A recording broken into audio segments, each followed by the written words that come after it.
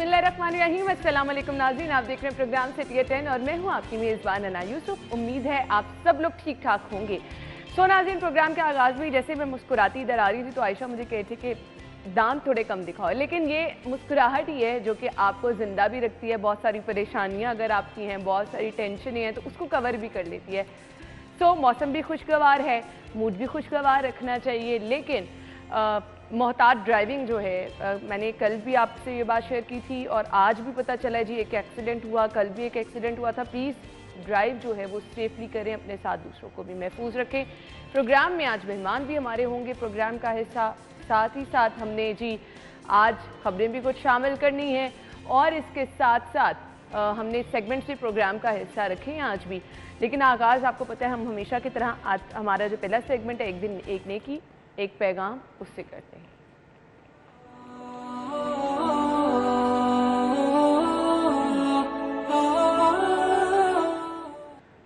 जी, तो हमारे स्कॉलर अमानत रसूल साहब आज हमारे साथ मौजूद होंगे। वो हमारा आज का पैगाम जो है वो आप तक पहुंचाएंगे। जी रहमानिर्रहीम।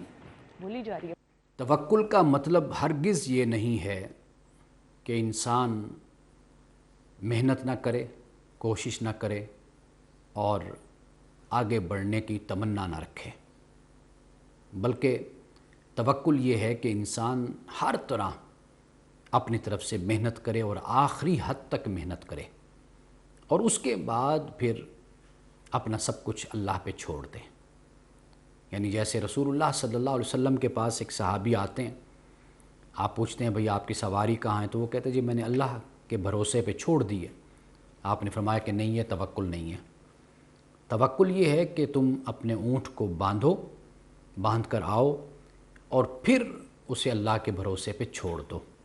यानी तवक्कुल दर हकीकत ये है कि जब आप जहाज़ से छलांग लगाएंगे, आप अपना पैराशूट अच्छे तरीके से चेक करेंगे, देखेंगे, उसके बाद आप जहाज़ से ज़मीन पे छलांग लगाएंगे।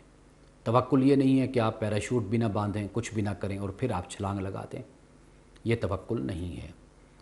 तो तवक्कुल का सही मतलब हमें ज़हन नशीन कर लेना चाहिए, वो ये है कि हमें कभी भी स्ट्रगल, मेहनत, मुशक्क़त और कोशिश को नहीं छोड़ना चाहिए। ये सब कुछ करते हुए भरोसा अल्लाह की ज़ात पे होना चाहिए कि हमारी इस मेहनत, कोशिश और मेहनत में रंग भरने वाला और हमें इसका नतीजा देने वाला वो अल्लाह सुब्हानहू व तआला की ज़ात है। ये सही मफ़हूम है तवक्कुल का। ये तो जी आज का पैगाम जो कि हमने आप तक पहुंचाया। इसके साथ साथ नाजरीन, प्रोग्राम में हमने आगे बढ़ना है, कुछ मौसम की सूरत हाल भी आपसे डिस्कस करनी है, लेकिन थोड़ा सा इंतज़ार आगे चल के करेंगे। अभी हमारे पास हैं आज की खबरें, हमारी टॉप स्टोरीज। पहली खबर, 19 जुलाई तक 24 घंटे कारोबार करने की इजाज़त मिल गई है।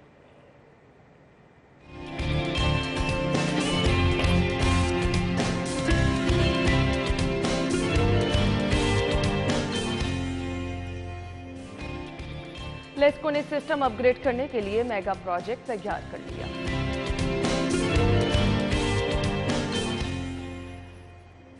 ज़िमनी इंतखाब, सिक्योरिटी प्लान तैयार, 8000 पुलिस एहलकार चौकस।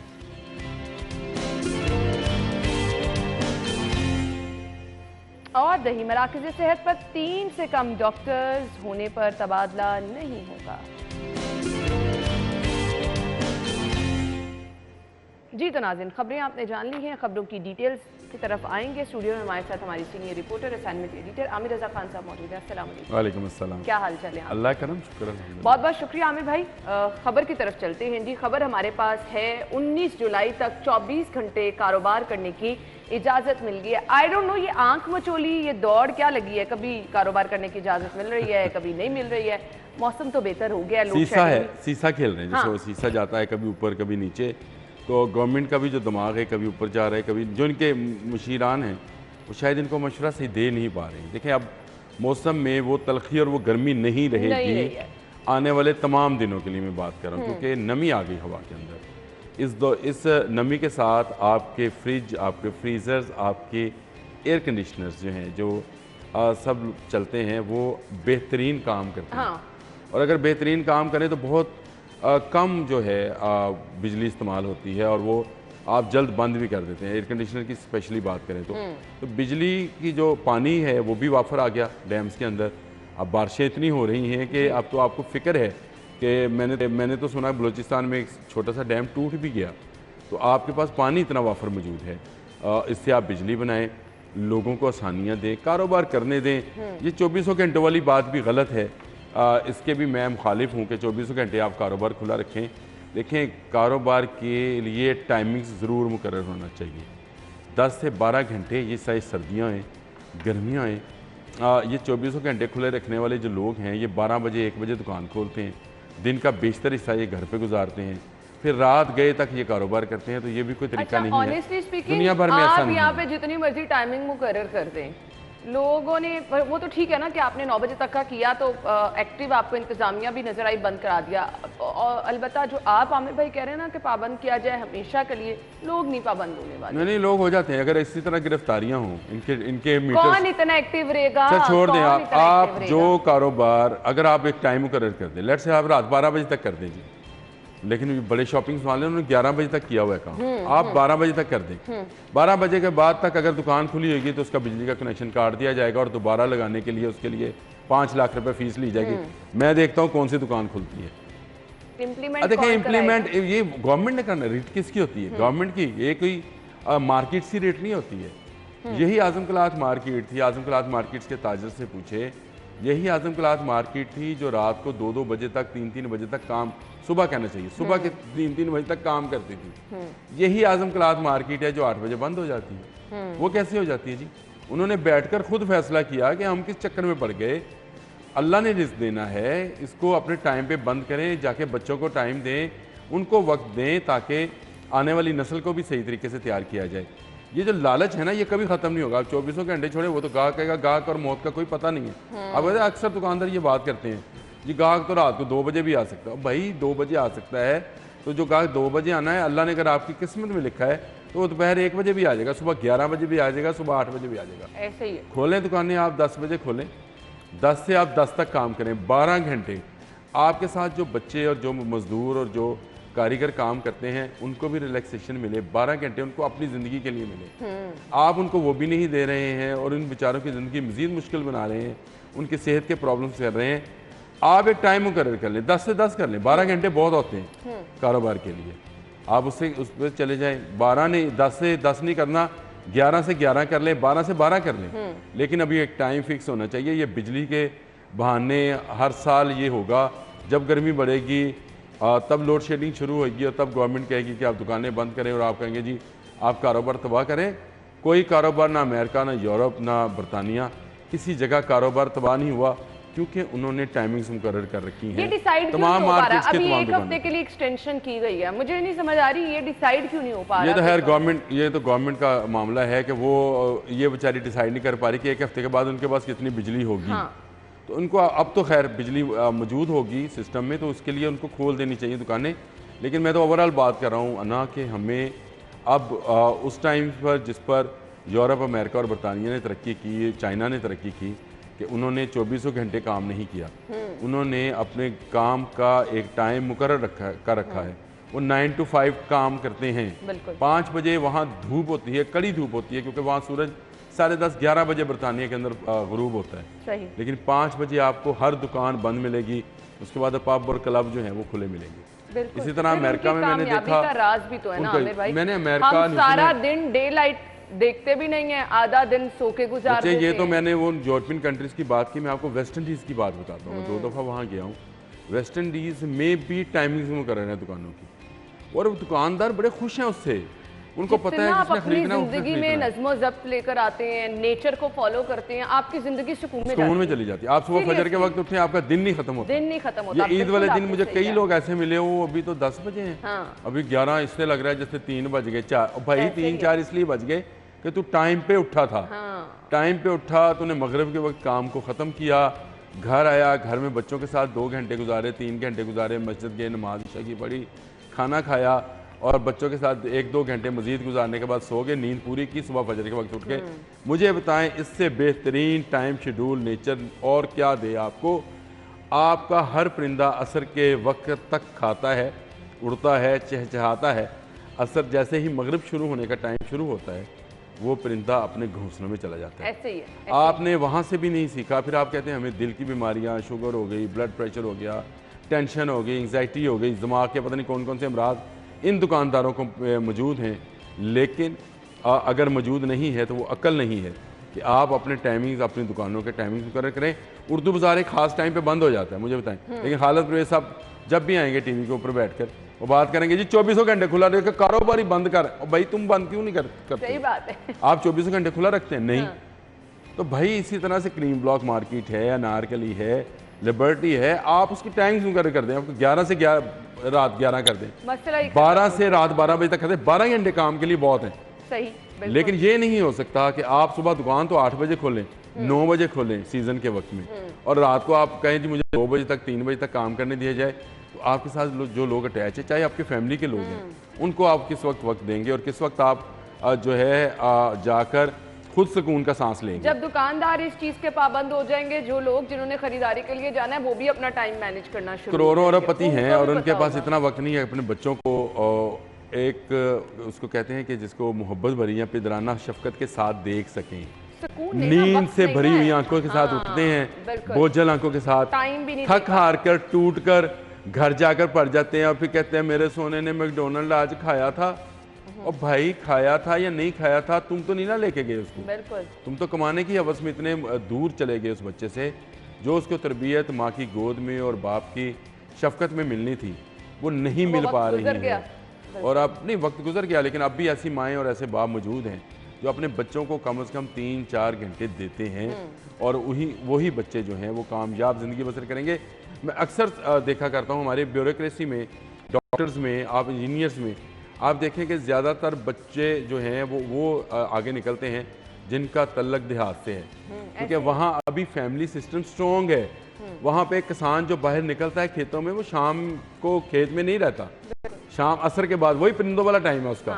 असर के बाद आता है, मगरिब के बाद खाना खाता है, फिर इशा पढ़ता है, फिर बच्चों के साथ वक्त गुजारता है, सो जाता है, जैसा भी वक्त गुजारता है, उन्हीं के बच्चे आगे निकलते हैं। आप इस वक्त ब्यूरोक्रेसी में मौजूद, अना किसी दिन सर्वे करवा लीजिएगा, डॉक्टर्स में मौजूद, आप इंजीनियर्स में मौजूद, ये आपको लोग उन एरियाज में से नज़र आएंगे जो लाहौर से फार एरियाज हैं। बिल्कुल। और उन एरियाज के बच्चे जो देहात से तल्लक रखते हैं, छोटे कस्बों से तल्लक रखते हैं, क्योंकि फैमिली की अटैचमेंट है। उसकी माँ ने उसको 2 साल दूध पिलाया है, उसके बाप ने 3-4 साल तक उसकी तरबियत की है, फिर उसको स्कूल का मुंह दिखाया है। लेकिन यहाँ क्या है, ये प्री नर्सरी है, ये प्री से भी प्री नर्सरी है।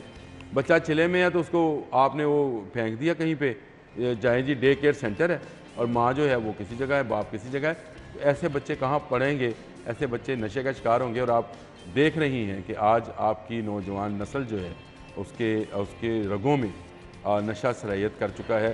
स्कूल, कॉलेज, यूनिवर्सिटी, किसी जगह से आप सर्वे करके देखिए ना, आप तो इस पर प्रोग्राम करती रहिए, तो मुझे बताएं ये क्या वजह है। इसकी वजह वही मोहब्बत और दूरी है। यकीन माने ये चीज़ें देख देख के खौफ आता है कि आपने आगे अपने बच्चों के लिए किस तरह चीज़ें मैनेज करनी है, टाइम मैनेज करना है, हालात, स्कूल, ये वो, मैं तो खुद परेशान हो जाती हूँ। ड्यूटी वाले भी मैनेज करते हैं ना, देखें हम लोग भी मैनेज करते हैं कि नहीं करते हैं? जरूर करते हैं। ठीक है, मैंने अपना टाइम रखा हुआ है, मगरिब के बाद खाना खा लेते हैं हम, फिर मैं इशा पढ़ने जाता हूँ, उसके बाद 2 घंटे 3 घंटे में आमना के साथ हूँ। उसकी वालदा भी काम करती हैं, लेकिन जो बाकी टाइम है वो आमना के साथ बसर करती है। ये नहीं है कि उसने कोई किटी पार्टी बना रखी है, कोई मोहल्ले की कमेटी बना रखी है, कोई सोशल गैदरिंग रखी हुई है, उसकी कोई ऐसी गैदरिंग नहीं है। उसकी बेटी उसके सामने है, उसकी वो तरबियत करती है। सुबह में जाके जो हमारी दूसरी भी बेटियाँ हैं कौम की, उसकी तलीम व तरबियत का काम करती है। तो उसने अपने टाइम स्केजूल को अपनी बेटी के लिए 2-3 घंटे जैसे मैंने रखे हुए हैं, मैं तो उसके साथ मूवीज़ भी देखता हूँ बैठ के, रात में मैं देख लेता हूँ। लेकिन मगरिब के बाद मैं खाना खाता हूँ, इशा जाके मस्जिद में पढ़ता हूँ, और फिर 2-2.5-3 घंटे जो जितने भी हैं वो जब तक मैं सोता नहीं हूँ, वो मेरी आमना के लिए हैं, मेरी मिसेस के लिए हैं, मेरी फैमिली के लिए हैं। और वही वक्त है जो आप उनको गुजारेंगे और यही आपको पे बैक करेगा। लेकिन मैं दुकानदार सारे दिन की थकन दूर हो जाती है। मैं दुकानदार भाइयों से फिर कहूँगा कि भाई पैसा कमा लेना ही तमाम मसाइल का हल नहीं है। ज़रूर कमाएं, अल्लाह ताला आपके रोज़गार में मज़ीद बरकत अता फरमाए। आप करोड़पति हैं तो अरबपति हों, अरबपति हैं तो खरबपति हो जाएं, लेकिन अपने बच्चों के लिए वक्त निकालें। ये दुकानदारी की हवस जो है, ये हिस्स जो है, इसको ख़त्म। मैं ये 24 घंटे काम के खिलाफ और हमें ये पता होना चाहिए कि जिन बच्चों के लिए हम दिन रात काम कर रहे हैं और ये सब उनके टाइम पे कॉम्प्रोमाइज करके हम उनकी तरबियत ही खराब कर रहे हैं, उनकी वो ही बिगाड़ की तरफ जाते जा रहे हैं, क्योंकि उनके सर पे बच्चे बाप के साथ खाना नहीं खाते हैं और बाप बच्चों के साथ खाना नहीं खा पाता है। दुकानों पे खाना जाता है, बाजार से खाने मंगवाते हैं, लेकिन पैसे का लालच, हिर्स और हवस इतनी है कि अपनी दुकानें टाइम पर बंद करने को जो है तैयार नहीं हैं। और इस बात पे तैयार नहीं है कि भाई आप अपने बच्चों को टाइम दें, छोड़ दें आप क्या कर रहे हैं माशरे के लिए, क्या नहीं कर रहे। आपने जो 10-12 घंटे में किया, अगले 14 घंटे में भी वही काम करेंगे। बिल्कुल ऐसे ही। अगले 20 घंटे में भी आपने घर बैठे कीमतें बढ़ानी है, घर बैठे आपने अपने खर्चे बढ़ा लेने हैं, वो छोड़ दें। आप 12 घंटे मुकर्रर कर दीजिए। 12 घंटे दुनिया में किसी जगह किसी काम का वक्त नहीं 8 है। घंटे हर जगह पे 8 घंटे, 8 घंटे। हम 4 घंटे इजाफी दे रहे हैं, 12 घंटे कर लें, कर तो लें, कोई वक्त तो मुकर्रर करें अपने लिए। अब वक्त मुकर्रर करेंगे, आप यकीन माने बार बार हम यही बात करें, जैसे आप नेचर को फॉलो करना शुरू करते हैं, हर तरह से जिंदगी में आपकी सुकून आ जाता है। खैर यहाँ तो एक्सटेंशन हो गई है, दुकानों का टाइम मिल गया है, लेकिन जिस वजह से ये सब फैसले हो रहे हैं वो ये है कि जी बिजली नहीं है। सो बिजली के लिए एक मेगा प्रोजेक्ट लग रहा है। अब इसके बाद बिजली मिलेगी या नहीं, बिजली सस्ती होगी, महंगी होगी, इस पे आते हैं ब्रेक के बाद। हमारे साथ ही रहिएगा।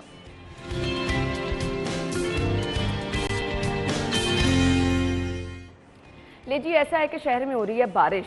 सो ये बारिश हो भी तो लेस्को ने सिस्टम अपग्रेड करना शुरू कर दिया है। असल में होता ये, मौसम तो हम आपको अपडेट अभी आगे चल के देंगे, लेकिन होता क्या है कि ज़रा सा लोड पड़ता है तो बिजली गायब हो जाती है, बारिश होती है तो बिजली गायब हो जाती है। लेकिन ये सिस्टम अपग्रेड जो हो रहा है, मेगा प्रोजेक्ट बन रहा है, आवाम की जान को सुकून आएगा। जी आमिर भाई। बिल्कुल सुकून आएगा। बिजली वाफर आपके पास मौजूद भी थी 2018 से पहले और आपके पास वाफर बिजली थी, लेकिन आप लोगों को दे नहीं पाते थे। मैंने एक दिन शायद सिपरा से ये बात पूछी, तो उसका जवाब ये था कि आपका सिस्टम लोड बेयर नहीं करता है। गर्मियों के अंदर बहुत सारे ट्रांसफार्मर जल जाते हैं, फट जाते हैं, उन पर इतना ज़बरदस्त ज़्यादा लोड डाल दिया गया है कि उनके लिए रिप्लेसमेंट बहुत ज़रूरी हो गई है। ख़ासकर उन ग्रिड स्टेशन पे जिन पर ज़्यादा बोझ है, जहाँ पर ज़्यादा आबादी है, जैसे अंदरूनी शहर है, कंजस्टेड एरिया, इचरा है, तो ऐसे ग्रिड जो हैं इनको अपग्रेड करने के लिए नए ट्रांसफार्मर जो हैं वो लगना ज़रूरी है और नया सिस्टम बनना ज़रूरी है। ये आहिस्ता आहिस्ता होगा, इसमें अरबों रुपए का प्रोजेक्ट देंगे तो मेरा ख्याल नहीं हो पाएगा। ये मरहलावार कर दें, पहले सबसे पहले प्रायोरिटीज़ तय कर लें। लाहौर के कौन से एरियाज़ हैं जो बिजनेस हब हैं। नेचुरली अंदरून शहर से बड़ा बिजनेस हब लाहौर के अंदर नहीं है, ऐसे ही है। सबसे पहले आप उसके ट्रांसफार्मर्स, उसकी बिजली की तारें, उसके खंबे, उसको अपग्रेड करें। वॉल सिटी अथॉरिटी ने करके दिखाया है अंदरून दिल्ली दरवाज़ा में। ना सिर्फ उन्होंने अंडरग्राउंड किया बल्कि उसको अपग्रेड भी किया, सीवरेज को और बिजली के दोनों को। ऑनेस्टली स्पीकिंग मुझे लगता है ये स्मॉल पोर्शन पे तो हो गया है, यहाँ पर जो हालात है नहीं, मेगा पोर्शन पे भी हो सकता है। देखिए, वॉल सिटी अथॉरिटी एक छोटा सा अदारा है, आपके पास बहुत बड़े बड़े अदारे हैं, आप उनको इसके काम पे लगाएं। आप चलें ये समझें कि आपने 3 माह में एक दरवाज़ा करना है, यानी एक दरवाजे से मुराद ये है कि लाहौर के 13 दरवाजे हैं, उनमें से एक दरवाजा। भाई आप किस जगह की बात कर रहे हैं? उन दरवाजों के ऊपर आपने तारों के झुरमट देखे? 3 माह में हो जाएगा काम। यार मैं आपको बता रहा हूँ 3 माह में हो जाएगा। आप अदारे लगाएं, आप इंजीनियर से बैठाएं, आप तमाम जो कॉपी वर्क है, पेपर वर्क जिसको बोलते हैं, वो आप तो पहले से कर लें। लगता है कि ये तो बस से बाहर है। नहीं है बस से बाहर, घर की तार किस मैंने इसीलिए कहा कुछ नहीं पता कि वॉल सिटी अथॉरिटी ने ये कर दिखाया दिल्ली दरवाजे के अंदर। आप दिल्ली दरवाजे के अंदर जाकर देखें, आपको तारें लटकती हुई नहीं मिलेगी। दुकानें वहाँ पे भी मौजूद है, कमर्शियल एरियाज वहाँ पे भी हैं, वहाँ पे नहीं मिलेंगी आपको। सबसे खौफनाक मनाज़िर वहाँ के। कंजस्टेड एरिया वहाँ पे भी है, लेकिन वहाँ पर आपको अब बिजली की तारें नहीं मिलेंगी। तो अगर एक अदारा, एक अथॉरिटी ये कर सकती है, गवर्नमेंट के लिए क्या मुश्किल काम है कि 3 महीनों में एक दरवाजे के अंदर जो बिजली की तारें हैं उनको तब्दील करके उनको अंडरग्राउंड कर दे, तो मुश्किल काम नहीं है। आप अपनी मॉडल शाहराइन जिन्हें डिक्लेयर किया है, आपका मॉल रोड, वहाँ तो आप अभी तक कुछ कर नहीं सके आमिर भाई। अब वहाँ पर हम देखें कि जितना हमारा मॉल रोड है, जिसको हुस्न कहा जाता है, जिसको कहा जाता है कि यहाँ पे तारीखी इमारतें हैं, जिसकी हमेशा बहाली की, रेनोवेशन की बात की जाती है, वहाँ पर आप देख लें करना नहीं ना चाहते हैं। असल मसला तो ये है, करना नहीं चाहते हैं। अभी ये जो आपकी खबर है कि अरबों रुपए का प्रोजेक्ट, मैं देखूंगा ये कैसे लगता है, कैसे बनता है, इसकी अप्रूवल कहाँ से आती है। ये तो लेस्को को जब तक प्राइवेटाइज नहीं करेंगे तब तक ये मामला हल होने वाला नहीं है। वो जो नई कंपनी आएगी वो इसको चलाएगी और वो इसका सारा के सारा जो सिस्टम है उसको अपग्रेड करेगी। ये मौजूदा इंजीनियर्स और मौजूदा लोग जो अच्छा, हैं ये बड़ी तनख्वाहें लेने मुझे के तो लिए यकीन माने कि इतनी फजूल सी और सिर्फ कागजी अखबारी फाइलों की बातें लगती हैं कि जलने वाले ट्रांसफार्मर की जगह नए ट्रांसफार्मर नस्ब करने का प्लान तैयार कर लिया गया है। जो हालात शाही सिपरा बताते हैं कि पैसे नहीं है, पार्ट्स ही नहीं है, उन ट्रांसफार्मर जो जल गए, खरीदारी नहीं हो सकती है, तो कहाँ से ये प्लान बनाया जो गया? अना जल गए उसको लिए बदलने के लिए प्लान तैयार किया जा रहा है। अभी मतलब? अभी ना अप्रूवल है ना ये कब बदले जाएंगे, कब लगेंगे, वो तो जल चुके। उनको ठीक करने का भी कोई सिस्टम नहीं है इनके पास। इनके पास तो बस ये सिस्टम है कि पुराने ट्रांसफार्मर जहाँ लगे होते हैं ये उनको उतारते हैं, उनमें से कॉपर वायर निकालते हैं, उसके सिल्वर वायर की वाइंडिंग करके उसको गर्म होने के लिए छोड़ देते हैं, जिसकी वजह से सिस्टम ख़राब होता चला जा रहा है। यहाँ तक तो ये हालात हैं चोरी के। तार कहाँ चोरी नहीं होती है, बिजली के पोल्स कहाँ चोरी नहीं होते हैं, कहाँ लेस्को संभाल सका है सारी चीज़ों को। लेस्को एक फेलियर का नाम बन गया है।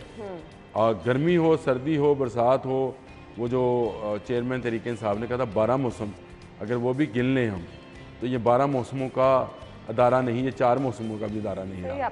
12 तो दूर की बात है। तो ये जो मौसम आएगा वो कहते हैं जी हमारे लिए हार्ड है। दी कि मुसलसल फेलियर का नाम बन गया है। लेस्को पर मुसलसल। मुझे सिर्फ ये बता दें, हम तो अच्छे खासे पैसे दे रहे हैं बिलों की मद में, तो फिर हम फेलियर बर्दाश्त क्यों करें?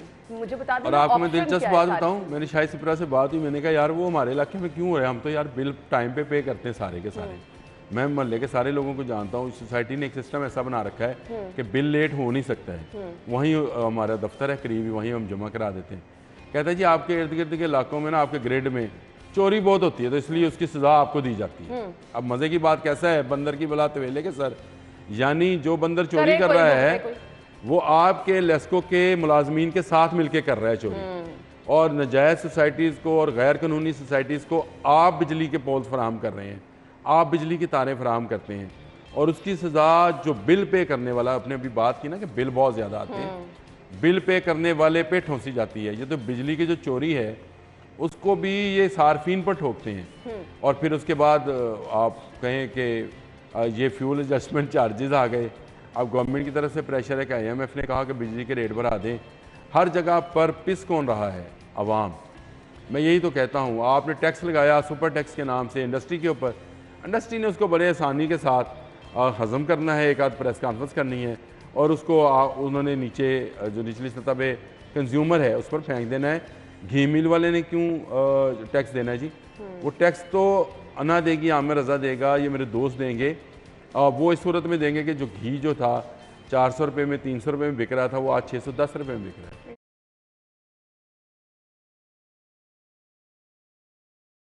रहा है। मुझे बताएं दर्जा 2 और दर्जा अव्वल मतलब की क्या खा के आप बीमार भी होने और आपने महंगा, और आप महंगा, मतलब जो आपका दर्जा सौंफ का है उसका क्या लेवल क्या होगा? दर्जा 4 में तो फिर वो ग्रीस आ जाती है, मोबाइल मेरा ख्याल उसी में तल के दे रहे हैं लोग। खैर बारिश आमिर भाई बाहर हो रही है और यहाँ पे लिखा है कि शहर के 100 से ज्यादा फीडर्स जो हैं वो ट्रिप करके थे कई इलाकों में। ये कल की बात है, कल भी बारिश हुई थी। सो अभी भी आपको यही खबरें पता चलने लग जाती हैं। तो ये अपग्रेड सिस्टम होगा तो ये मसाइल भी हल हो जाएंगे कि बारिश हो, आंधी हो। मेरा ख्याल है आप अपग्रेड सिस्टम से ये बात समझ रही है कि पूरे शहर के ट्रांसफार्मर तब्दील हो जाएंगे, तारें तब्दील हो जाएंगी। ऐसा लेस्को का कोई इरादा नहीं है। ये ग्रिड स्टेशन में जो ट्रांसफार्मर, जो बड़े पैमाने पे ट्रांसफार्मर होते हैं 100 kVA के, उनको तब्दील किया जाना है मरहलावार। ये बहुत अच्छा है। मैंने पहले भी एक दफ़ा जिक्र किया था कि कुर्तबा चौक में जो है ग्रिड स्टेशन का मैंने विज़िट किया था, जहाँ नए ट्रांसफार्मर्स लगे थे जो एफिशिएंट भी ज़ाया नहीं करते हैं और जो ऐसे हालात, जो मौसमी हालात हैं जैसे गर्मी, सर्दी, बरसात है, उसको भी बर्दाश्त करते हैं। मैंने शायद सिपरा से पूछा ये बारिश होती है फीडर क्यों ट्रिप कर जाते हैं? फीडर वो ट्रांसफार्मर जो आपके मोहल्ले में लगा हुआ है उसको फीडर बोलते हैं।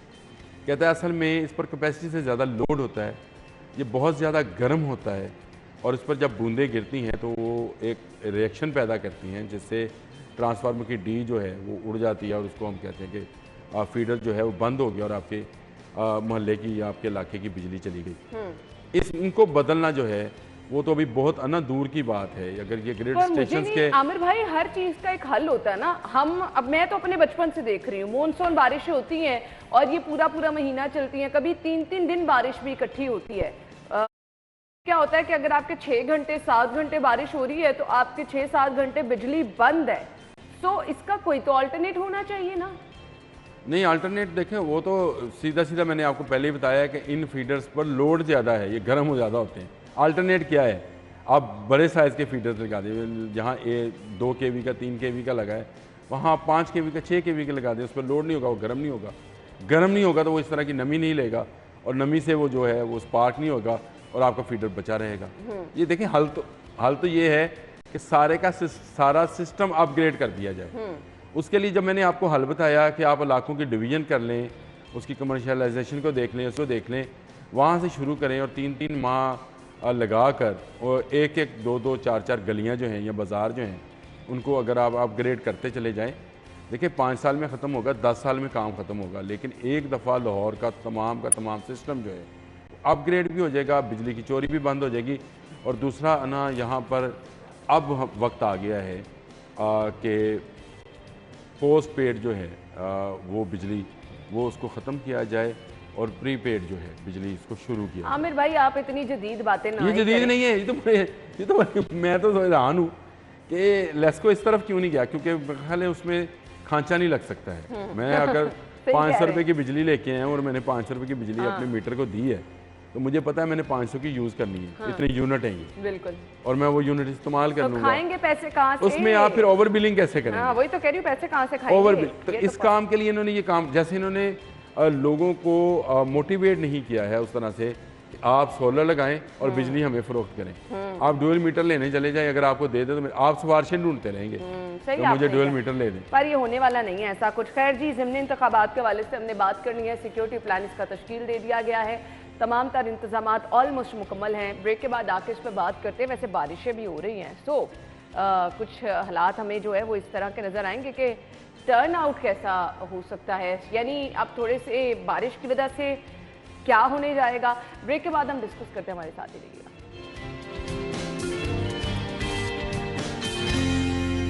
अच्छा जी, अब मनाजिर जो दिखा दी हैं तो दिल कर रहा है कि बाहर जाने का। आमिर भाई, आपका भी दिल कर रहा है ना कि वो जिस तरह लोग बाहर इस वक्त मौसम एंजॉय कर रहे हैं। एक्चुअली हसीन मौसम जिसे कहा जाता है ना, एक तो खुशगवार होता है ना, एक तो हसीन मौसम होता है। इन बारिशों से दोस्ती अच्छी नहीं फराज, कच्चा तेरा मकान है, कुछ तो ख्याल कर। जब बारिश आती है ना तो मुझे पता नहीं क्यों नज़र आता है वाटर पॉन्डिंग, मुझे नज़र आती है उन गली मोहल्लों में जहाँ सफाई का उस तरह से इंतज़ाम नहीं है, वहाँ पे कीचड़, पानी का जमा हो जाना और लोगों को परेशान होना। मसले मैंने खुशगवार मौसम देखा, आप मौसम खुशगवार है, मैं तो खुश रहता हूँ खुद भी। अच्छे मौसम में आपने बात की तो मैं हंस रहा था कि वाकई दिल तो यही करता है, लेकिन उसके साथ साथ जो जिस तरफ आप इशारा कर रहे हैं ये मॉनसून के हर सीजन में होता है। हर सीजन में हम सुनते हैं इंतजामात हैं, हर सीजन में हम अल्लाह ताला रहम करे ये वाकयात सुनते हैं कि फलां बिजली की तार से फलां बच्चे की जान चले गई, और इसी तरह से फलां इलाका गटर में कोई गिर गया, गटर में गिर गया। सुबह में जब आ रहा था तो ऑरेंज ट्रेन के साथ साथ जो ड्रेन बना है, मैंने अक्सर उसका जिक्र किया है, उस ड्रेन की सफाई LDA ने करनी है। मैं बहुत मुश्किल से वहाँ तक पहुँचा हूँ कि इसकी ड्रेन की सफाई करनी किसने है। उसकी सफाई का जिम्मा LDA के पास है। और आप कैन यू बिलीव कि उसमें नशई अब सोते हैं और वो बारिश का पानी लेने के बजाय बारिश का जितना पानी है वो बाहर रोड पे फेंक रहा है। इतना फुल हो चुका है, वो भर चुका है और उसमें ज़मीन सख्त हो गई। इसमें से कई जगहों पर तो पौधे निकले हुए हैं जो दरख्त बनते चले जा रहे हैं, और वो अगर ना उसको निकाला तो अच्छी खासी ग्रीन बेल्ट बन जाएगी वो किसी ज़माने में। लेकिन LDA के कान पर जूं तक ये सिर्फ खाने वाले हैं, ये दिखाने वाले हैं। मैं वज़ीर आला पंजाब से आपके प्रोग्राम के तौर से ये रिक्वेस्ट करता हूँ तो खुदारा इसकी इन्वेस्टिगेशन करें कि ये गंदा नाला जो है, जो ड्रेन के लिए बनाया गया था कि बारिशी पानी को ड्रेन करेगा ऑरेंज ट्रेन के साथ साथ, वो आजकल किस हालत में है और वहाँ नशइयों के कितने डेरे हैं, ये LDA ने करना है। मैं वासा वालों को कहता रहा, मैं LWMC से बात करता रहा, लेकिन बिलाखिर मुझे दुरेन आपसे ये मिला क्लू कि ये LDA का काम है, उसने साफ़ करना था, लेकिन उनके पास इतना वक्त ही नहीं है। वो नजायज़ सोसाइटीज़ में को लाइसेंस देने में और उनको बनाने में मदद देने में मसरूफ़ हैं। जब तक वो उनकी मसरूफियत है, वज़ीर आला पंजाब से रिक्वेस्ट है कि खुदारा इस ड्रेन का कुछ करें। लेकिन इसके साथ साथ जहाँ पे अना रहती हैं, जहाँ पे मैं रहता हूँ, सब्ज़ा बाज़ार में लियाकत चौक से लेकर आपने खारक तक आपने रोड उखाड़ रखी है एक तरफ की पाइप डालने के लिए। इस तरह के मौसम में वहां से एक तो लोगों का गुजरना मुहाल है, जो लोग गुजरेंगे रिस्क। अब आई ना अपने आपका इलाका है ना, वो पिछले 8 माह से वो खुदा पड़ा है, लेकिन उस पर काम बंद है। उस पर कोई बंदा काम करने को तैयार नहीं है। वहाँ से कई जगह से रोड बैठ चुकी है। फिर खारक नाले स्टाफ से इकबाल टाउन की तरफ जो लिंक है रावी ब्लॉक की तरफ, वो बैठ गया। उसको भी 2 माह हो गए, आपने वो रोड बंद कर दी। आपको पता है कि लाखों अफराद जो हैं वो शाम के वक्त वहाँ से गुजरते हैं, इस चौक से, खारक चौक कहते हैं। किसी ज़माने में शहबाज शरीफ के दौर में यहाँ पे बाकायदा अंडरपास मंजूर हुआ था कि अंडरपास बनेगा और उस अंडरपास से लोग आसानी से गुजरेंगे, क्योंकि वहाँ इतनी ट्रैफिक जैम होती है। वहाँ पे आपने दोनों तरफ का रोड ब्लॉक कर रखा है सिर्फ इसलिए कि वो रोड बैठ गया था, और आपके लोगों में उसको बनाने की सकत नहीं है। मुझे पूरी उम्मीद थी कि कमिश्नर साहब ने क्योंकि विज़िट किया है तो शायद वो सब्ज़ाजार वाली रोड और लियाकत चौक से और वो खारक तक आने वाली और उसके बाद इकबाल टाउन में जो गरा पड़ा था वो भर जाएगा, लेकिन कोई एक काम भी वहाँ पे शुरू नहीं हुआ। इस तरह शहर के बहुत सारे इलाके ट्रैफिक वार्डन शाम को खड़े हो जाते हैं, वो लगा देते हैं बैरियर से, ट्रैफिक को कहते हैं डाइवर्ट हो भाई, निकलो यहाँ से। अब जो अगला चौक जाता है वो उससे ज्यादा भर जाता है, क्योंकि आप लोगों ने फिर यू टर्न लेकर वापस आना होता है अवान टाउन से। इतनी मुश्किलात हैं। तो ये सिर्फ एक इलाके की बात कर रहा हूँ जो मैं फेस करता हूँ। मैं हमेशा कहा करता हूँ कि अगर आपके इलाके में भी ऐसी बात है, के इलाके, बागबानपुरा के इलाके, इतने ज्यादा ऐसी सूरत हाल है तो ना इनको बताना भी चाहिए। मैंने पहले भी कहा था कि एक नंबर होना चाहिए जिस पर ये लोग व्हाट्सएप करें, लोग बताएं। कुछ नहीं होता, वज़ीर-ए-आला पंजाब नहीं मर्जी नंबरों पे व्हाट्सएप कर ले, लोगों की नहीं सुनवाई। मैंने ईद से पहले ये सुना था कि सफाई नहीं होती ईद पे, हो गई? कैसे हो गई? विल थी ना, करना चाह रहे थे ना, विल था। आप कहती कुछ नहीं हो सकता, मैं इस बात पे लड़ता हूँ। आमिर भाई, मैं तो हमेशा से देख रही हूँ मानसून में यही हालात रहते हैं। हाँ, लोग गटरों में भी गिरते हैं, लोगों को करंट भी लगता है। मैंने फराज की शेर से शुरू किया था, इसीलिए हमारे तो अदारे जो हैं, खुशगवार मौसम सारा खराब करके रख दिया। मौसम खुशगवार आपने जितना मर्जी कर ले। मैंने चाय मंगवा ली है, आमिर भाई के लिए भी चाय आ रही है। हमने खुशगवार मौसम की बात करनी है, लेकिन अगेन में आमिर भाई को, ये तो रियलिटी है, हमें ये चीज़ें आनी पड़ती हैं, दिखानी पड़ती हैं। ये आम लोगों के मसाइल हैं जिससे लोग मुतासर होते हैं। सो वज़ीर आला पंजाब से भी हमारी ये गुजारिश है, और इसके साथ साथ शहबाज शरीफ साहब जो कि प्राइम मिनिस्टर हैं, अब तो बड़ी जिम्मेदारियां हैं, तो हमारी ये गुजारिश है कि ये आम लोगों के छोटे छोटे मसाइल हैं, अगर ये हल ना हुए तो इसी तरह से देखते हैं हम लोगों की ज़िंदगी चली जाती है। तो फिर वो जो खुशगवार मौसम रह गया है, जब हम इस तरह की खबरें पढ़ते हैं तो यकीन माने दिल जो है वो बहुत ज़्यादा अफसरदा हो जाता है। लेकिन फिर हम आएंगे खुशगवार मौसम पे, ब्रेक लेंगे, ब्रेक के बाद बाहर का मौसम आपको दिखाते हैं, हमारे साथ ही रहिएगा।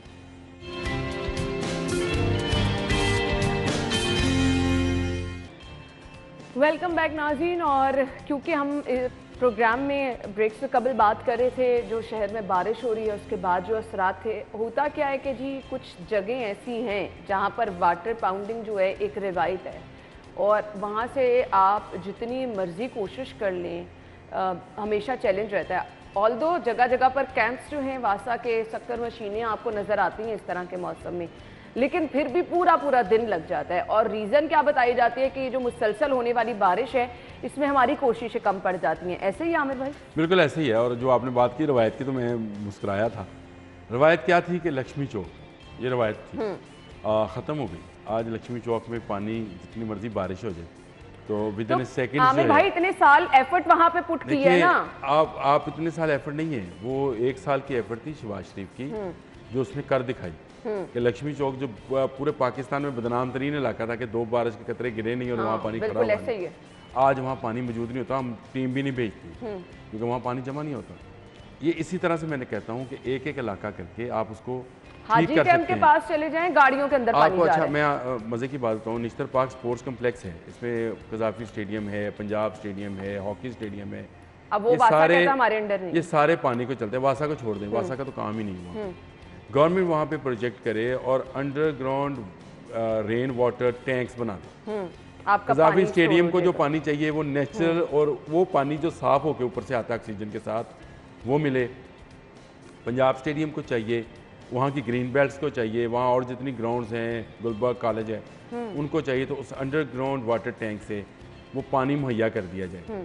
कितना फ़ायदा होगा कि ये बारिश का पानी जो ड्रेन करके हम गंदे नालों में और गंदे नालों से फिर दरिया रावी में फेंकते हैं, वो पानी वहीं यूटिलाइज़ होएगा, वहाँ के पौधों को मिलेगा LCC की ग्राउंड को मिलेगा। बहुत ज्यादा वो पैसे पानी- चाहिए इसके वो लिए। पानी इस्तेमाल, वो ज्यादा पैसे नहीं चाहिए मैं होते। यही पूछ रही थी, इतनी जितना देर बड़ा से इसका जो- फायदा है, हाँ। ये उतने पैसे इसके लिए चाहिए नहीं है, क्योंकि मुझे पता है कि माल्टन में मियां रिजवान की जो ग्राउंड है फुटबॉल की, उन्होंने ये बनाया हुआ है। उनकी ग्राउंड पे जितना बारिश का पानी है वो सारा उस अंडरग्राउंड टैंक में जाता है और फिर वो उसको अगली बारिश तक इस्तेमाल करते रहते हैं। यानी उनको जब पानी चाहिए होता है वो बारिशी पानी जो कि मतलब पौधों के लिए बहुत अच्छा है, घास के लिए बहुत अच्छा है, वो इस्तेमाल करते हैं। तो ना ये कितना बड़ा प्रोजेक्ट है। बिल्कुल। मुझे एक चीज़ सिर्फ ये समझा दें कि अगर मियां रिजवान ये काम कर सकता है क्यों नहीं, तो गवर्नमेंट जो है, गवर्नमेंट गवर्नमेंट ये काम क्यों नहीं कर सकती है?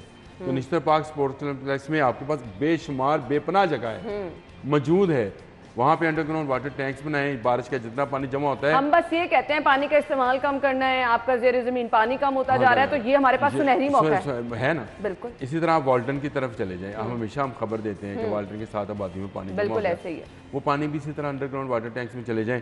बना दें रूल, जो 10 मरले का घर बनाएगा उसको अंडरग्राउंड वाटर टैंक बनाना पड़ेगा जिसमें बारिशी पानी जाए। अगर कनाडा में ये बन सकता है, यहाँ पे लोग क्यों नहीं बना सकते हैं? अगर सिर्फ सख्ती करने की बात है। अब जो बंदा घर पे 2 करोड़ 2.5 करोड़ लगा रहा है, उसके लिए उसमें उसी के दौरान एक वाटर टैंक बनाना नीचे बारिशी पानी के लिए कितना मुश्किल काम होगा, जो उसके लॉन को सैलाब करता रहेगा सारा साल। बिल्कुल ऐसे ही है, बिल्कुल ऐसे ही। लेकिन मैं बात बार बार मौसम की करके कुछ खुशगवार मूड की बात करना चाहती हूँ, लेकिन हमारे मसाइल ही इतने ज़्यादा हैं कि वो बात कहीं ना कहीं और रह जाती है। खैर, मायदा हमें ज्वाइन कर चुकी हैं। इस वक्त बाहर का मौसम कैसा है, बारिश की सूरत हाल क्या है, और बादलों के साथ जब काले काले बादल होते हैं, बारिश हो रही होती है, यकीन माने वो आपकी आंखों को सुकून मिलता है। और इतनी गर्मी में मौसम खुशगवार हो जाए तो बस कमाल ही हो जाता है। सो चलते हैं मायदा की तरफ। जी मायदा, बताइए और बाहर का मौसम भी दिखाइए। शहरी लाहौर के मौसम की बात करें तो आज शहर का मौसम जो है इंतहाई खुशगवार है। आप मेरे अकब में देख सकती है कि तेज़ बारिश चल रही है और इस बारिश के बावजूद हमने अम्ब्रेला का इस्तेमाल नहीं किया। हमने कहा हम भी इस मौसम को जो है बहुत अच्छे से इंजॉय करेंगे। मैं भी आज जो है पार्क में आई तो मैंने कहा चले, अब आई तो हूँ यहाँ झूले लेकर बाकायदा मौसम को जो है इंजॉय कर लिया जाए। बारिश बहुत तेज़ हो रही है इस टाइम शहर में। महकमा मौसमियात की जानिब से बारिशों की प्रेडिक्शन जाहिर की गई थी। आज के 70% बारिश के इम्कानात जाहिर किए गए हैं। मैं आपको दिखाऊंगी, मैं तो भीग ही रही हूँ, लेकिन यहाँ पे शहरी भी आए हुए हैं, उनसे पूछ लेते हैं मौसम कैसा है। मुझे बताइएगा, बारिश हो रही है तेज़, कैसे मौसम को एंजॉय कर रहे हैं? अल्हम्दुलिल्लाह हम अपनी फैमिलीज़ के साथ आए हैं तो मौसम को बहुत एंजॉय कर रहे हैं। तो आप लोग भी आए हैं अपनी फैमिलीज़ के साथ और मौसम को एंजॉय कर रहे हैं। माशाल्लाह बहुत प्यारा व्यूज़ है, बहुत प्यारा मौसम है और हम मौसम एंजॉय कर रहे हैं। बारिश बहुत तेज़ हो रही है, इसके बाद पार्क में घूमने के बाद कहाँ जाएंगे आप? बारिश हो रही है तब तक यही एंजॉय करेंगे, उसके बाद देखेंगे कि नेक्स्ट प्लान क्या है। फिर अन्ना, बारिश फुल तेज़ हो रही है इस टाइम। मैं खुद जो है वो मुकम्मल तौर पे भीग गई हूँ इस तेज़ बारिश में। शहरी भी इस मौसम को खूब इंजॉय कर रहे हैं। ये बारिशों का सिलसिला जो है आज इसी तरह से वक्फे से जारी रहेगा और मौसम इसी तरह से खूबसूरत रहेगा। आप लोग भी जब है बाहर जाएं, इस मौसम को खूब इंजॉय करें जैसे मैं कर रही हूँ। आई विश मायदा आपकी जगह पे मैं होती तो मैं भी बारिश को ऐसे इंजॉय करती। पीछे आप देख रहे थे कि फूल पौधे दरख्त कितने झूमते हुए, कितना मजे का खूबसूरत सीन नजर आ था रहे हैं। और मुझे तो आ रहा था कि मायदा कितने मजे से हाँ। ये कर रही है और प्रॉपर बेहतरीन एंजॉय किया मायदा ने, झूला झूला है। उसने ये लाइव में जिस तरह से किया है वो ऐसे लग रहा था जैसे मैं वहाँ पे मौजूद हूँ और मैं उस बारिश को एंजॉय कर रहा हूँ। तो ये मेरा ख्याल है एक टीवी स्क्रीन की खूबी है कि आपको वहाँ पे ले जाए जहाँ पे आप जाना चाह रहे हैं। तो हम बारिश में जाना चाह रहे थे, बारिश में नहीं जा सके, हम मसाइल में उलझ जाते हैं। और वजह यह है कि हमें लोगों के जो मसाइल हैं उनको भी डिस्कस करना होता है, साथ साथ मौसम वाकई हसीन है जिनको अल्लाह ताला ने बहुत अच्छे घर दिए हैं, बहुत अच्छी सहूलतें अता फरमाई हैं और जिनको फुर्सत अता फरमाई है मौसम को एंजॉय करने के लिए, क्योंकि उसके लिए फुर्सत का होना भी जरूरी है। आपने अपने दिल की बात कह दी है। आपको पता है यहाँ से उठ के मैंने असाइनमेंट पे चले जाना है, फुर्सत नहीं है मौसम। मेरी मिसेज जो है वो यूनिवर्सिटी से मुझे भेज रही है बारिश की फुटेज और मैं उसको यहाँ से कुछ फुटेज मेरे पास थी, मैं उसको भेज रहा हूँ। तो हम इस तरह बारिश को एंजॉय कर रहे हैं दोनों।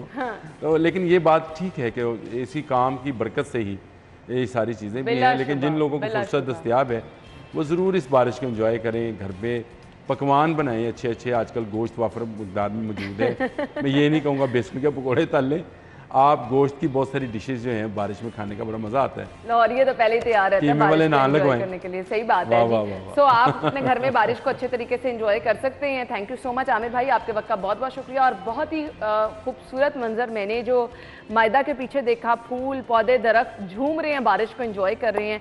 आप भी ज़रूर कीजिए, लेकिन कुछ चीज़ों का आपने ख्याल रखना है। बाहर निकलें तो एहतियात से ड्राइविंग कीजिए, साथ ही साथ बिजली के बरकी आलात जितने भी हैं अपने घर में जब भी उनको इस्तेमाल करने लगे तो मोहतात रहिए। हम ब्रेक लेंगे, हेडलाइंस होंगी, फिर वापस आते हैं।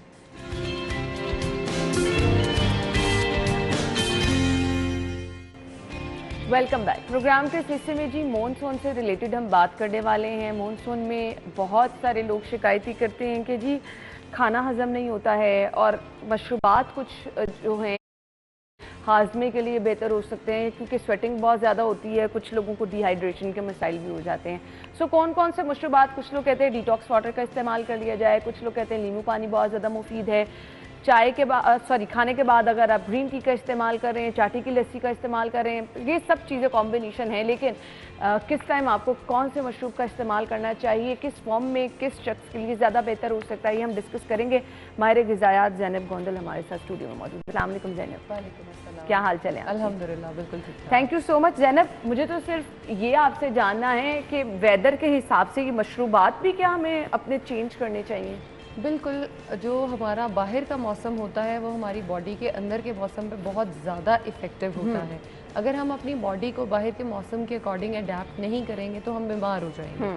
जैसे मानसून की अगर मैं बात करूं तो मानसून हम सबका बड़ा ही फेवरेट मौसम होता है। बारिशें भी हो रही होती हैं, हवाएं भी चल रही होती हैं, स्टेटस भी ज़्यादा लग रहे होते हैं मौसम के, हमें मज़ा आ रहा होता है। लेकिन अगर हम अपनी हेल्थ की बात करें तो हमें उतनी ज़्यादा प्यास नहीं लगती, क्योंकि बारिशें हो रही होती हैं, मौसम ठंडा होता है, हम पानी का इंटेक बहुत ज़्यादा कम कर देते हैं, जिसकी वजह से हमारी बॉडी जो है वो डिहाइड्रेशन का शिकार होना शुरू हो जाती है। और लोगों को लगता है कि मौसम अच्छा है, पानी इतना ज़्यादा ज़रूरी नहीं है। जैसे अभी हमने ईद गुजारी, बहुत ज़्यादा मसाले खाने, बाहर से खाने, नान, हर चीज़ जो हमें मिली हम बस खा गए, उसके बाद हमारे साथ क्या हुआ हमने उसकी टेंशन नहीं ली। लेकिन अगर हम अब भी अपनी सेहत का ख्याल ये कुछ दिन गुजरने के बाद भी नहीं रखेंगे तो एक तो वेट गेन होना शुरू हो जाएगा, क्योंकि हमारी बॉडी है वो कुछ दिन का गैप लेती है और फिर वो वज़न बढ़ाने लग जाती है। अगर अब भी हमने ख्याल नहीं किया तो वज़न भी बढ़ेगा और सेहत भी ख़राब होगी। आपने जैसे कहा नींबू पानी का इस्तेमाल, डिटॉक्स वाटर का इस्तेमाल, पानी का इस्तेमाल, हम हर चीज़ का इस्तेमाल अगर स्लोली अपनी बॉडी में ऐड करें तो वो सारे ही बड़े इफ़ेक्टिव हैं। अगर हम खाली पानी के ही 12 ग्लास पी लें तो भी हमारी बॉडी जो है वो सेटिस्फाइड रह सकती है। अगर हम उसके अंदर लीमू, हनी ऐड कर लें और उसके साथ दालचीनी वाला पानी ले लें, या हम सौंफ वाला ले रहे हैं, डिटॉक्स वाटर में दालचीनी ले रहे हैं, पुदीना ले रहे हैं, खीरा ले रहे हैं, तो वो हमारी प्यास को भी सप्रेस करेगा और हमारी बॉडी में, जैसे मैंने पहले कहा, हमने बहुत सारा गंद भर लिया है तो उसको डिटॉक्सिफाई करने में हेल्प करेगा और बॉडी से बाहर निकाल देगा। बेसिक हमारा प्रॉब्लम ही यहाँ आ रहा होता है, हमारा खाने का इंटेक ज़्यादा होता है, पानी का इंटेक कम होता है। मुझे बता दें ये बात, लोग खाना जो है अपना रूटीन के मुताबिक 3 टाइम प्रॉपर खा रहे हैं, उस पर कह रहे हैं कि अगर डिटॉक्स वाटर का इस्तेमाल करेंगे तो वेट उनका कम हो जाएगा, या अगर वो नींबू पानी का इस्तेमाल करेंगे, ऐसा है? ऐसा बिल्कुल नहीं है।